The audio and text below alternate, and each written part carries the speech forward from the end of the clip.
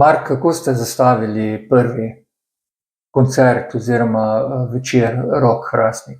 Rock Hrastnik smo zastavili kot neko celodnevno druženje ljubiteljev rock glasbe.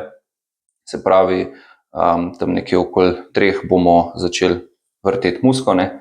Ob 8 naprej pa začnejo nastopati skupine. Imamo 5 skupin letos, in je kar tako, bom rekel, celostno zastavljen dogodek, no. Se bo marsikaj dogajalo, veliko različnih, bom rekel, skupin bo nastopalo, od bolj takih mehkih rockerjev, recimo mi bi bili taki, do malo bolj ostrih skupin, tako da se bo po mojem za vsakega nekaj našlo. Katere skupine bodo igrale na Rock Hrastniku? Zdaj lahko cel line-up izdam, se pravi Amy's Escape, Cuker, Offsider, Guilty of Joy in Rolling Train. Od kod so?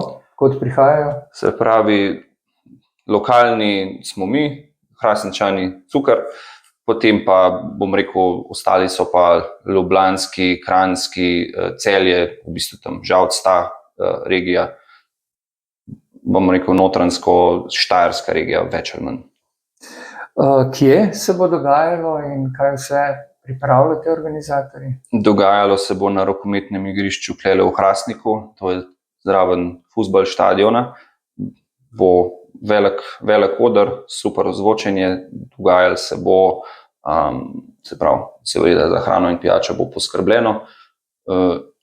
Potem pa, ja, bomo videli, kako bomo s kakšnimi igricami, s kakšnim programom, s kakšnimi, bom rekel, govorniškimi točkami, to se pa še dogovarjamo, no.